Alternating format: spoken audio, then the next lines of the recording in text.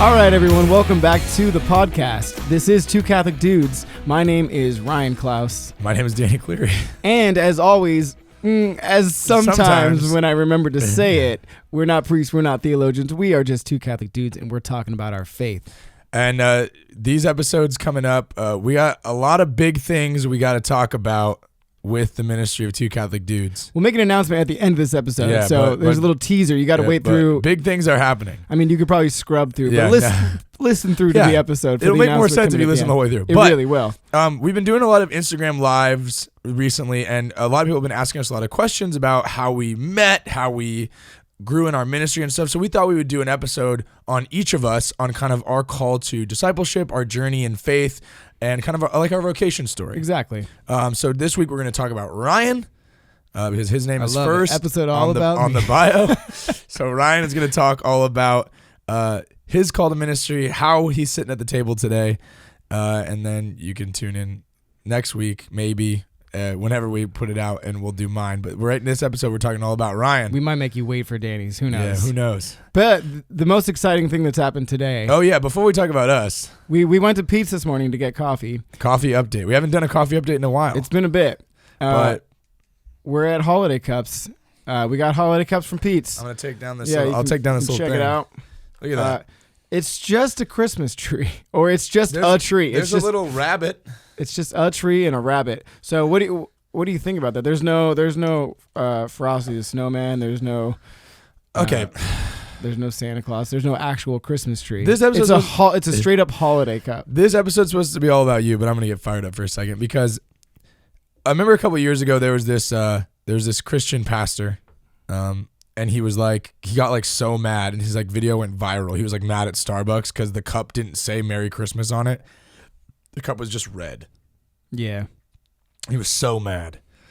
And like, I understand the like importance of keeping Christ in Christmas. I get that. Like it's important. I mean, it's important for you and your family. If you're a Catholic family, obviously the importance of Christmas, but like to get mad at a corporation for how they conduct and what they put on their cups, I think is a little ridiculous. In my opinion, I'm like, if they're Chick-fil-A and their whole thing is Christian, then sure, but that's their corporate policy on how they want to conduct themselves. That's not my business. If a business is going to lose business because they put out stuff that says Merry Christmas, that's their business. And you know, and if you have a serious problem with it, don't go there. Sure. You know? But this guy was like, when he was like, I'm going to say my name is Merry Christmas, and then they have to say it. Like, that's dope. So this 16-year-old girl that's a barista at Starbucks, you really got her. You made her not follow her corporate policy. Good job. You might say you roasted her at Starbucks. I usually don't like your puns, but that one was excellent. So. Yeah, buddy. But I don't know. I honestly think it's a little unchristian to be like, you know, just being a jerk about things like that. Like, I don't know. And like when people are like, oh, there should be Christmas cups. Like, well, if it had Frosty the Snowman and reindeer and Christmas trees, you know, all the Christmas stuff, you know, all the stuff that's in the Bible all about Christmas, get out of here. Like, it's not like there's a manger on the cups. Yeah, so that's not going to happen. Get out of here. It's the same. You got Buddy Jesus. Yeah, just hey. Anyway, stupid. So all right, we got Danny fired up. I'm fired up. Sorry. Now we're talking. I get to shut up now and talk about you. Wow. All right. So let's get into it because we have no idea how long I'm going to talk, but I can be pretty long-winded sometimes. That's why I'm here. Yeah, Danny's here to reel me in. So I'm going to kind of just tell you about how I got here. Really, my vocation story to how God was calling me to this ministry, and it's been a long, strange journey. But I think, you know, most people can say the same thing for where they're at in their lives. Yeah. I've mentioned it before. 15-year-old me was quite different than where I'm at today. I had, you know, spiky hair. I was into heavy metal. And, I never really thought, there was never a thought in my mind that I would be a full-time music minister working for the church today. But God kind of, you know, put me on that path and set me there. So I'll take you back to that moment when I was 15 and I was in the youth choir playing guitar and never really quit. I just kind of grew up, finished high school, was going through college, and now I was like a leader in guitar in the youth choir. Uh-huh. And was the youth choir big then? It really was. It was thriving in those years at our church in Holy Cross. I like vaguely remember. Yeah, it went through some ups and downs. There was a period before I was there when there was maybe 2 kids singing. When I was there, we had a band. There was drums, guitar, bass. There was a bunch of singers. Nice. I actually formed my secular band in those years because we would, I think maybe I mentioned this before, but after every single song, when the director was trying to tell us what was going to happen for the next song, we'd be jamming and playing. Jam break. And she was finally like, guys, you have to stop. You have to stop. She's like, go take it somewhere else. She's like, there's an event happening. You guys need to form a band and play over there. And that put the idea in our heads, and we're like, oh shoot, maybe we should do this. And nice. So we formed a secular band, and we were called Ascension. Back, Ascension Presents. Yeah, we went full circle with that. But we wanted to be a straight up secular band, but we were like, because we formed in the church, let's call it Ascension.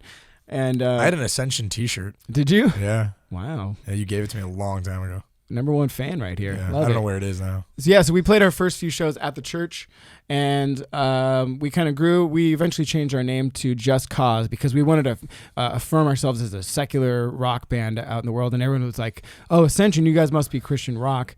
And we're like, No, we don't want none of that. We don't want any of that. And so we changed our name to Just Cause. I don't know why.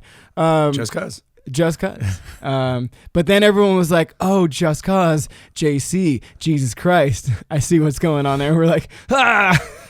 This is a nightmare. Yeah. And so, but like, I wanted nothing to do with the church. I don't want to put it that way, but like, I was trying to push away. I was trying to, express myself in a secular way, have a rock band. I was going to college at that time, and I wanted to do my own thing. And the church was always kind of a part of what I was doing, but I wanted to... Was not the priority. It wasn't the priority, and we made that clear with changing our name, even though... But that's the funny thing, is that we couldn't escape it, Right. So anyways, I eventually quit that band because I was the one who quit the band. Everyone wanted to continue on, and I was like, no, I need to finish my college degree, and I need to devote the time and energy necessary to do that. So I broke up the band. Sorry about it. And Yoko. I know, right? And so I went on and finished my degree at that time. I was still kind of leading the youth choir at that time, but that was probably the furthest away from church that I had been. I would skip a lot of Sundays when I didn't have to play. And it just wasn't a priority in my life, and that happens to a lot of college students. I know. I was at a school in Southern California called Cal State Northridge, and there's no Focus Ministries there. There's no Newman Center. And so I was, I didn't have any resources. When you were a commuter too, right? Like did you live on campus? I lived at home and I commuted to church. It's like, you're just like, I'll go to college when I need to, and then I'm off doing my own thing. Yeah, although I was in the music program, and we had a kind of a niche community there. Like your own school almost. Yeah. I would just spend the entire day hanging out in the music department, and we would, I'd be in the practice room, or we'd be out front, hanging with friends and everything. Sure. It was very common bonds with people. Yeah, it was a really great community. I think that's one thing I took away from the college experience is I still hang on to that community, and there's so many talented musicians, and so anytime I need a sub at one of my masses, or you need to reach out to a musician in any way, that I can kind of pull from that. Right, because I think, I'm jumping ahead, but when you guys played bigger events you called on some of those guys to be in the band. So full circle. Yeah, exactly.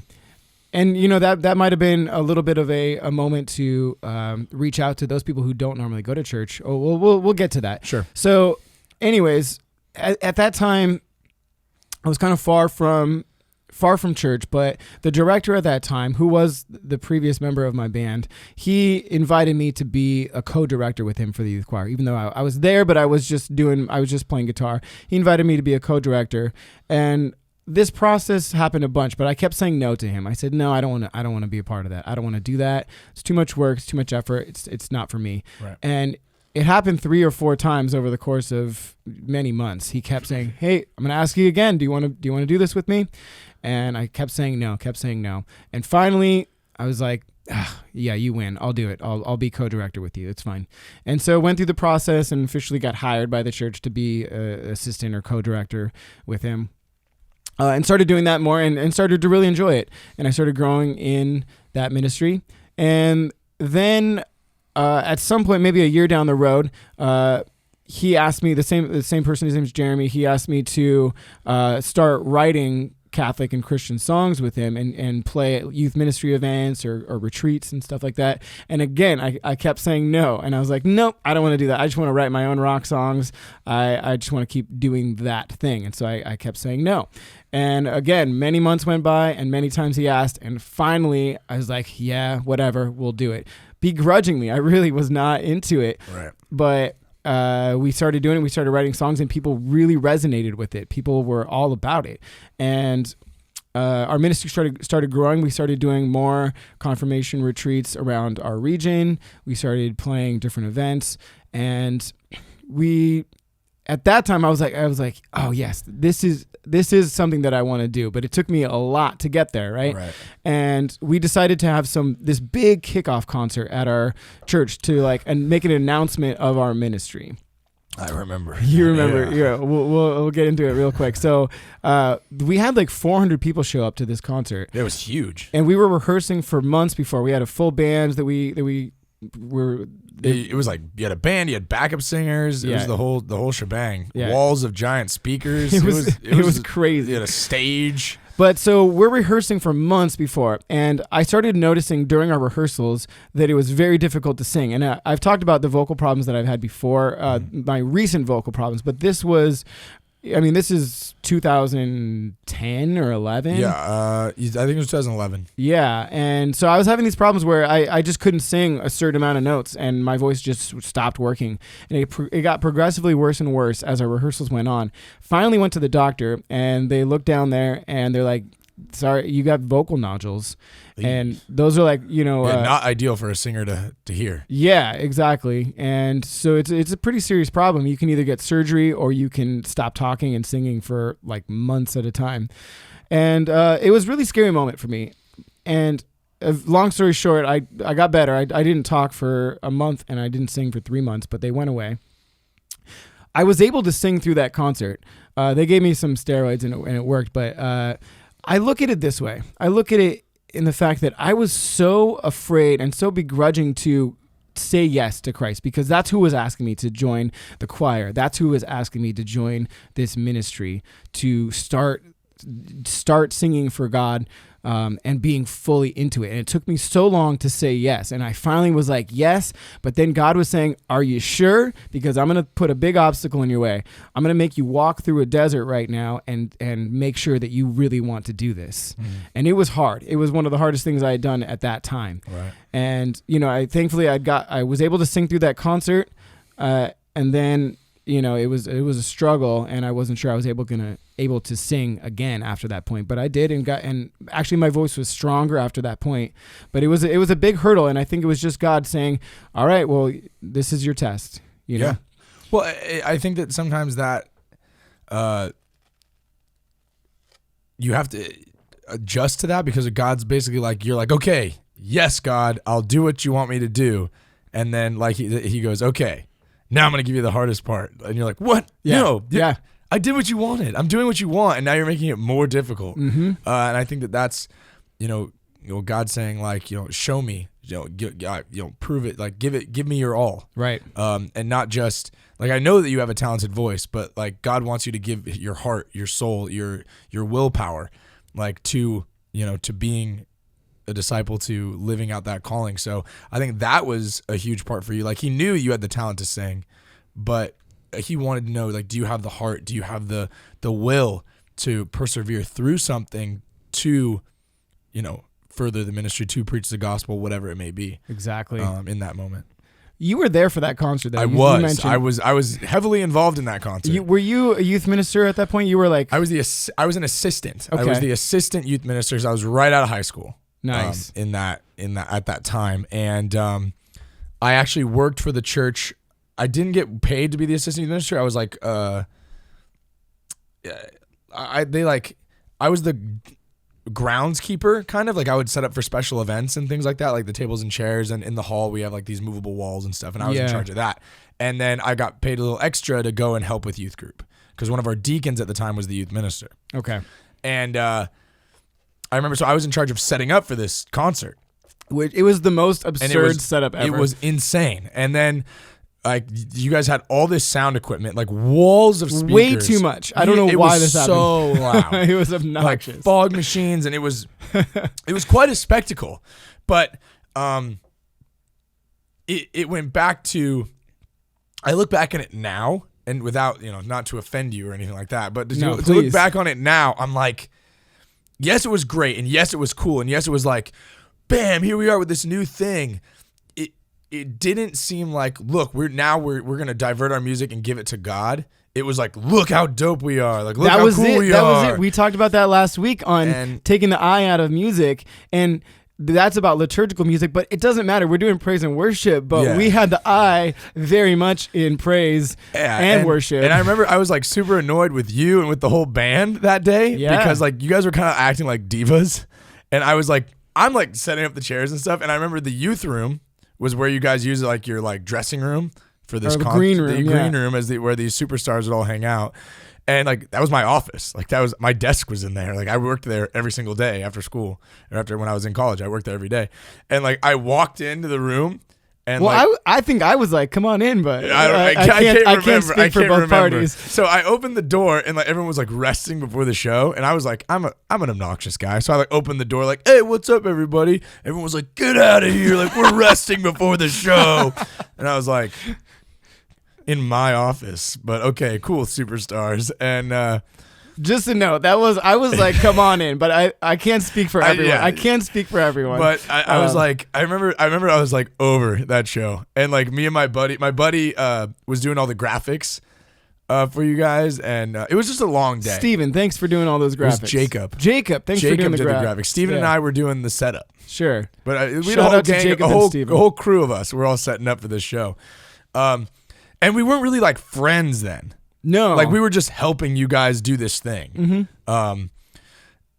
But it was a wild day. Yeah, it really was. Wild day. But so that kind of set us off on that we were called Jeremy and Ryan, and we went on all kinds of adventures, I was about to say. Retreats. Retreats. So we did a lot of retreats, a lot of camps. We did through the course of our ministry, our music ministry together, we got to play LA Youth Day.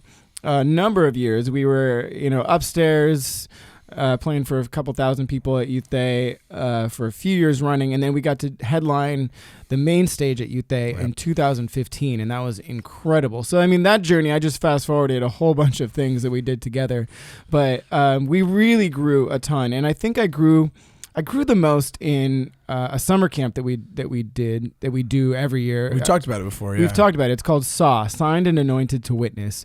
And again, this is like the repeating story in my life. I went to the very first SAW really begrudgingly. One of our friends was involved, and he said, I think the band at the time that was doing it previously, there was no band. They had backed out and they couldn't do it anymore, so they needed somebody new to do the music, and they asked us to do it, and I was like, what is this thing? I don't really know. I'm not about it. We met with the director, and I was like, I was a grump the whole time. Just another gig. I was like, it's just another gig. I wasn't ready for it. I didn't know what to expect, but I said, yeah, whatever, we'll do it. That was still on the early side of our ministry, you know? And so we show up for that week, and that week changed me. I think this was actually probably before your big the kickoff concert. It might have been. Right? It was because a lot of the people time that came to the kickoff had seen you guys on the retreat, I think. Sure, yeah. I think. Yeah. I don't remember the timeline. It's very early, and so that was one of the deciding moments, or one of the moments that really changed the core of how I viewed the ministry. I remember noticing a big change in you because we had just started to kind of become friends. Like we're like hang out more, talk more because we were around the church more often. And I remember you like saying like, wow, like this retreat was like unreal. I've never experienced a retreat like that before. Is that what a retreat is supposed to be like? Yeah. Because like you didn't really have a great confirmation retreat experience or anything like that. But I do remember you really, there was something had clicked in you. Like God had definitely intervened and inspired something in you for sure. Absolutely. We were in charge of small groups during that. I mean, it might have been just because it was the first year and I wasn't hardened yet by hearing so many stories. Sure. But like these kids, they're pouring their hearts out, and like I was crying along with these kids, and just had such an emotional week. It really changed my whole viewpoint of how I viewed what we were doing, what it was about. Now it took a long time, and I'm still it's an ever growing process of how I can change it and grow and learn. But that week was really a definitive week for me. Right. So, yeah, we through the course of our ministry together, we did so many things, and I don't know if there's so many stories that I could talk about, but we don't have all day. We just grew in that process through the Jeremy and Ryan ministry, but we were also leading the choirs at Holy Cross and then as St. Julie Billiart in our neighboring town as well. And again, using that, all those years I learned, like what we talked about last week in music and liturgy, it really formed me in those years. And it was a slow process, but learning to take the eye out of music, and in not only liturgy, but in praise and worship as well. Right. Learning what is needed in the moment, and even if I don't like a song or I don't feel like I can do the best job, but if this song is the right song for that moment, if this will bring the kids closer to Christ in that moment, it will elevate them, whatever's needed. So I kind of just learned all those things over the course of those years. So what ended up, like, you ended up obviously leaving the group. Yeah, so that was a definitive moment. Right. That was in 2016. It was after we had played LA Youth Day. You did a lot of big things. We did NCYC, which is the big National Youth Day in Indianapolis, and it was a really difficult. You want to talk about that? So that was a trip. So we did NCYC in 2015 as well. So by that time I was like your guys' is like on the road, PR roadie type guy. I would just help you guys, with stuff, whatever you needed me to do, I would help with. And that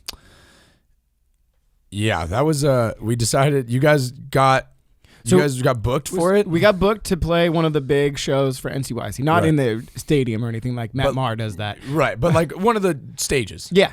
But we also decided to get a booth because there's a whole exhibit hall where everyone sets up their merchandise and everything like that. And we had CDs, we had T-shirts, we had hats, whatever. We had all kinds of stuff. Yeah, all kinds of stuff. And we're like, well, we need to have a booth. We need to be a presence here. But we didn't get paid a ton, and we wanted to fly out there, but fly all our stuff out. We were going to be losing money. So we said, you know what we're going to do? We're going to rent a van. We're going to drive. We're going to drive. We're going to get friends, and we're going to all go together. And we did it, and it was crazy. So we stopped a couple times going there. We because it's a long drive from LA to Indianapolis. It's basically across the country. Yeah. And took us 3 days to get there. Danny and I are the smallest two. Mm-hmm. And Danny couldn't drive yet. So I was only 24. You had to be 25 to drive a rental car. Right. So we were tucked back in the back corner of the van all day long. Mm-hmm. And that's really when our friendship grew the most, though. 100%, because we were locked like shoulder to shoulder in this car. And then when Ryan was driving, I was sitting in the front to try to keep him awake. So like that whole trip, we ended up being together like the whole time. And a lot of people were really grumpy. Yeah. Really grumpy. And as people would get on this long road trip. And Ryan and I were like, we can't. We have to hold true. This is my motto in life. It's like, if anyone is not having a good time, I'm going to take the fun that they're not having and have it myself or have it together. I learned that from your brother, Brendan. He told me that too. This is the weirdest thing that I remember about that trip. You remember we had like in the car Battleship? Yeah. And like we were playing it and we were using the reflections of each other's glasses to cheat. You were such a cheater. I was, but and then all the pieces spilled. Yeah, they were like, they're probably still in that van. Probably. But yeah, the worst part was the way back. On the way back, okay, so we stayed at 2 hotels going there, and on the way back we were tired. It was a long trip there. It was a long weekend at NCYC. It was really great. It was freezing. It was very cold. California boys did not do well. It was snowing like 0 degrees. Yeah. And we drive back, and when we get to the first state that we were supposed to stay at overnight. Yeah, it was like we had driven from Indianapolis and got to like Texas, I think. No, it was like Illinois. Or Missouri. We got to Missouri, and it was like 6 or 7 at night. We got to Missouri, and we were supposed to stay the night. We were like 2 hours away from our hotel room. And we all like sat around, and like there was like 3 or 4 of us that were like, the decision makers, and we were like, do we just go the whole way? Do we just skip the hotels and let's just muscle the whole way through? We can get there by tomorrow afternoon if we just drive. And what a terrible idea.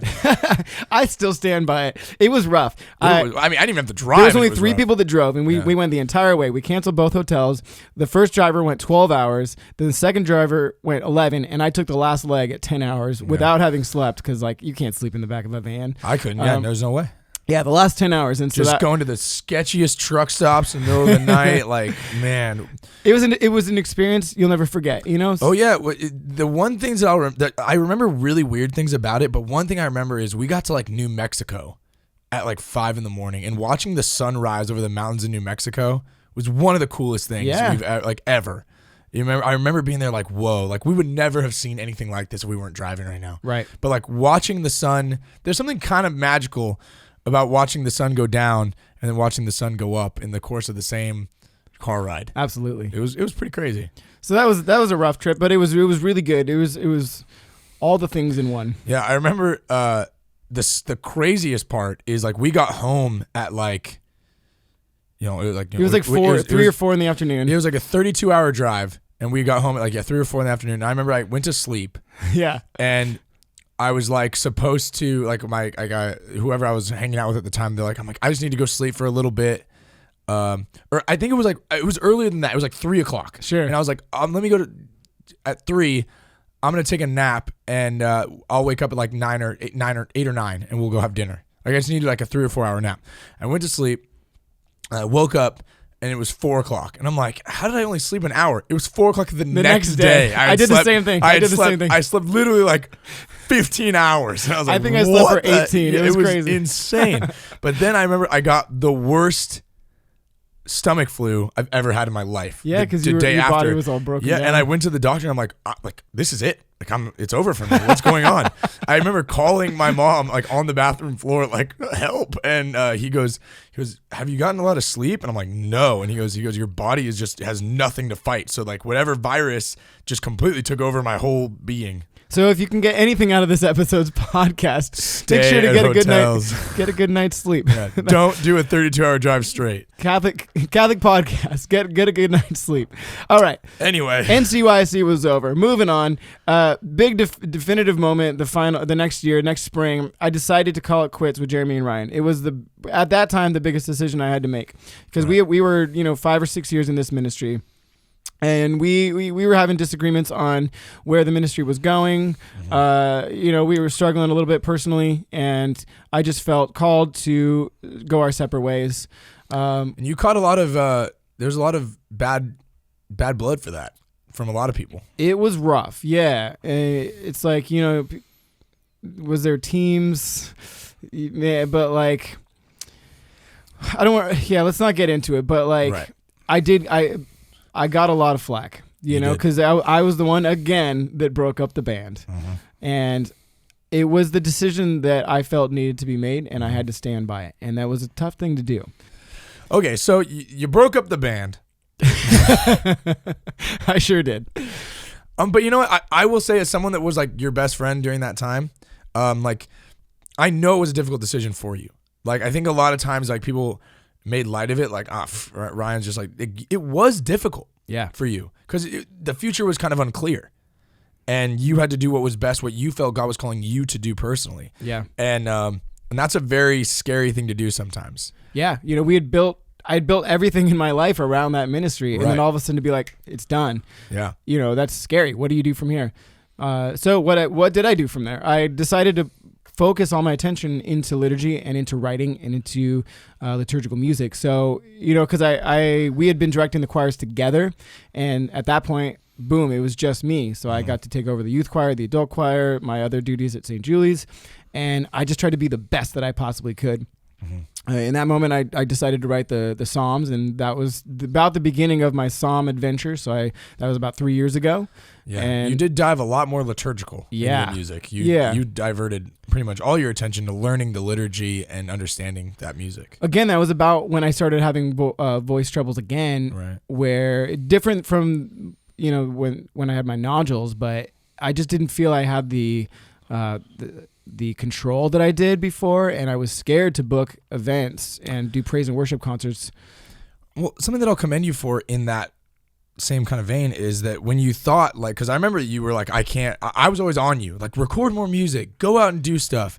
And you're like, you didn't feel that confidence, but you thought, but what I can do is write. I can still write music. I still have this passion for understanding and learning music. And if that's what I can do to help the church, then that's what I'm going to do. And I always thought like, it wasn't the number one choice. It wasn't the first thing that you thought you were going to do or that you wanted to do. But when you felt like I got to do something, you didn't allow a struggle to stop you from doing anything. You still tried to find what you could do to help the church. And I always commended you for that. I thought that was a cool thing that you didn't give up. Thank you. Yeah, I prayed a lot about it, and I'm, because it got pretty rough at points with my voice, right. And I was praying and said, God, are you taking my voice away? That sucks, but like, if you are, your will be done, man, and I'll find something else to do. And maybe you're calling me, and I said, are you calling me towards writing more? Then I'm going to do that. And, thankfully he hasn't taken my voice away. I still don't feel I have the control that I used to, but at that point I decided to focus, and I set out to write the entire Psalm lectionary cycle. And so fast forward 3 years, we're like to the day almost, I'm finished. I have a couple more to write, but I'm done. Right. And in that process, I was able to write an Exultet, the setting for the Exultet on the Easter Vigil. And that was like kind of the pinnacle moment, I think, in this phase. And, now I'm moving on to the next phase. And like that shows like I've been going to Holy Cross where I work, where we both work, and I'd never heard the Exultet before.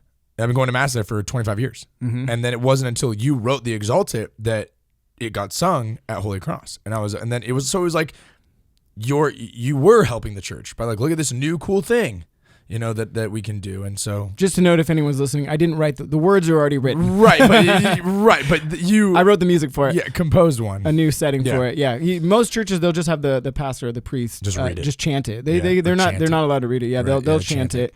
And I've heard some settings that are like, whatever. Mine's like full orchestra, and like it's quite crazy. If you go to our channel, where you watch Two Catholic Dudes on YouTube, you can go back and find it. There's a lyric video. There's a lyric video that I created. It's like 15 minutes long because it's a long prayer.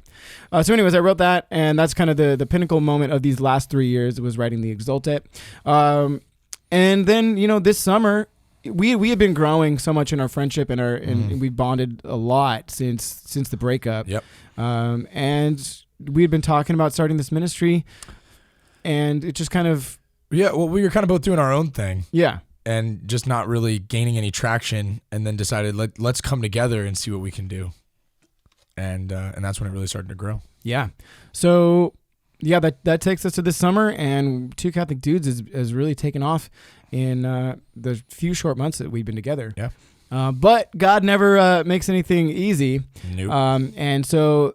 This is big news. This is the news. We're getting to the news that we were talking about at the beginning of the episode. Announcement. So if you scrub through, here we are. So I had a crazy opportunity come up just in the last couple weeks, and everything has happened very quickly. But I have officially accepted a brand new job as the full-time music and liturgy director at a church in Anaheim Hills called San Antonio de Padua. And I accepted. We signed all the paperwork. It happened. There was the whole process took only 2 weeks, and they want me 2 weeks from now. We're the beginning of November, so I'm starting just in a few weeks. So it's wild, let me tell you. Yeah, I mean, you're packing up and moving your life, that way. Yeah, I've spent my entire life here in Ventura County in around Moore Park area where I grew up. Mm-hmm. And within 2 weeks, I have to uproot everything, pack up my entire house, and move down to a place that I've never, a different diocese. Whole different diocese. I'm going to be right by Disneyland. So sick. And you guys come to... Are you going to get an annual pass? Probably not. I don't like... There's so many lines. I'm not a line person. I know. You just... I also you waste your entire day in lines. Yeah. So yeah, it's insane, man. And full-time job. I've been part-time at different churches, and God really just kind of opened doors and paved the way for this to happen. And believe me, I prayed and I thought and I discerned on this more than I have ever prayed in my entire life. And it's the hardest decision that I've ever had to make. Harder than breaking up the bands, plural. It's crazy. And so I have to leave my churches. I only have a couple masses left, and I'm moving on.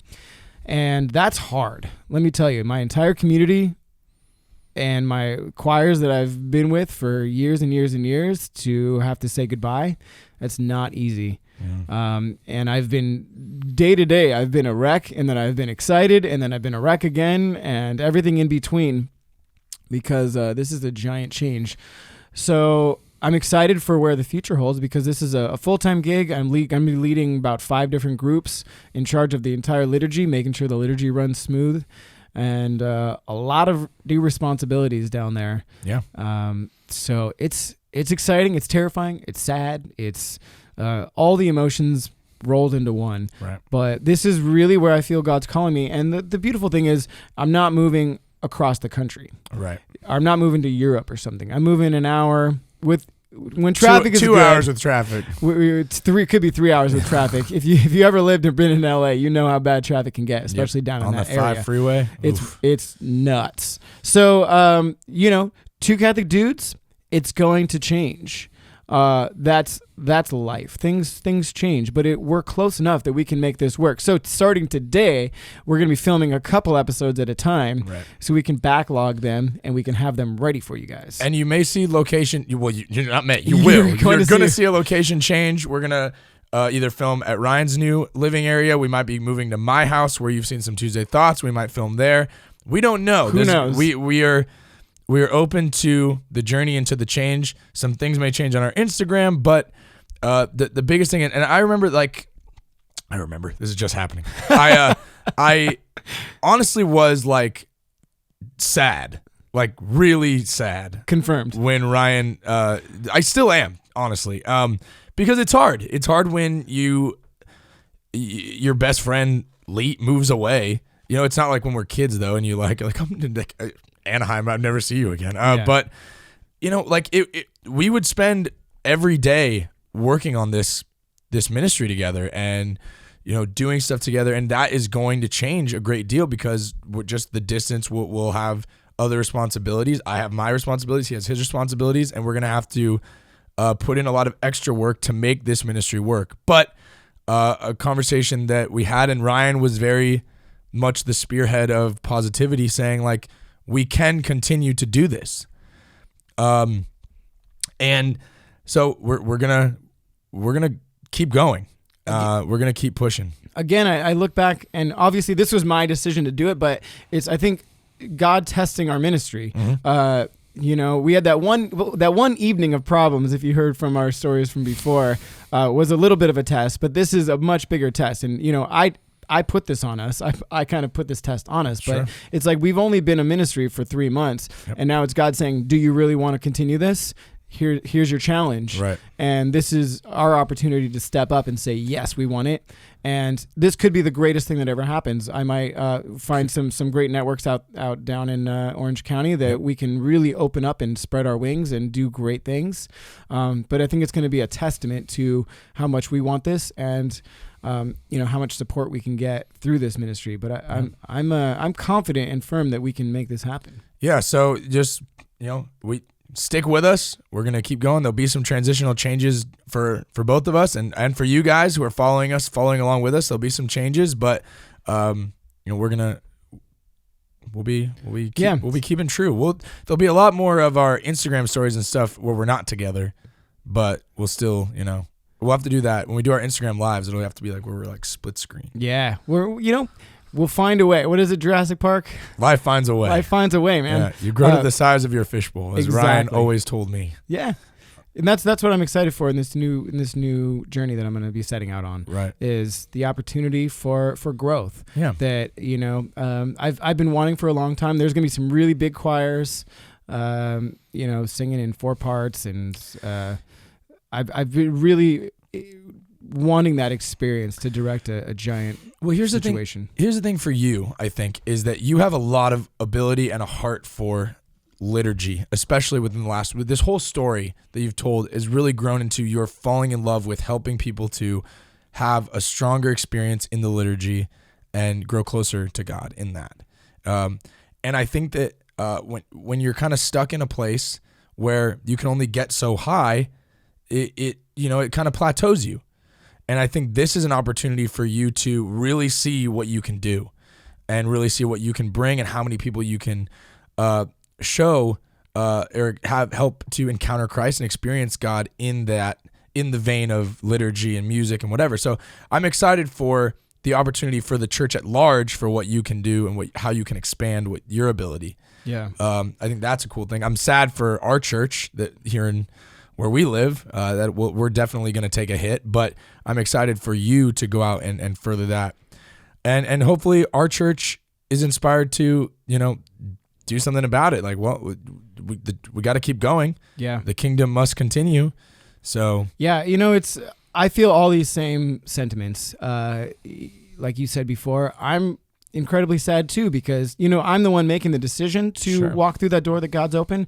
But also, yeah, my best friend, who we've lived 5 minutes apart now, is going to live an hour to 2 hours away. That's sad. And so I feel just the same. But as for our church as well, I'm moving on and I'm excited about the future, but I'm very sad to leave this whole community. And we ask for your prayers on our community at Holy Cross, that the music department can find a way that we can be lifted up, that somebody might jump in and take my place. And maybe this is the best thing that could happen to the music department at Holy Cross, and they can start fresh and start to grow and thrive. And that's my hope and my prayer. Again, I'm very sad. I was in tears the other day when I had to tell my youth choir that I was leaving, and last night when I told my adult choir that I was leaving. And there's probably going to be more tears, but it's a big leap of faith, and sometimes God calls you to that, because you were talking about the plateaus that we reach in life, and you can end up getting comfortable, sometimes too comfortable. And I felt very comfortable there, and that's not necessarily a bad thing. But if you want to continue to grow and continue to expand your knowledge and everything, I think sometimes God is calling you to that. And I felt so called to do that, but it's not easy. God's not going to make those decisions easy for you. No. I've been fortunate that he's really been paving the way for me, and like those doors have just been like swinging open, and he goes, "Here you go, walk through if you dare. It's going to be hard on the other side, but this door is open for you right now." And sometimes you open the door and it's just a flight of stairs you got to go up. Yeah, it doesn't mean that it's not a new door. So exactly. So I spent a lot of time in adoration in front of the Blessed Sacrament, really praying on, was this the right move? And I believe that God's calling me towards this. 3 months, 4 months, 5 months from now, we'll see. But sometimes you got to step into the unknown and trust. Mm-hmm. And even if this doesn't work out, and I have to come back with my tail between my legs, maybe there's something that I learned and grew from that experience. Absolutely. And I think it was necessary for me to make this change. So, anyways, that's really my story in a nutshell. It's a lot of up till this point, it's been a lot of like begrudgingly saying yes to the Holy Spirit working through other people, giving me opportunities, giving me chances to say yes to God, and going like, I don't know, I'm not sure. Then finally saying yes, and then being tested for it. And this is like the definitive time in my life when I've switched and said, no, I am saying yes wholeheartedly right now. Right. There's no ifs about it. There's no maybes. I'm jumping in, and we'll see what happens on the other side of that. It goes. Well, I'm excited about it because the theme of your story has been when a big change happens, the band broke up.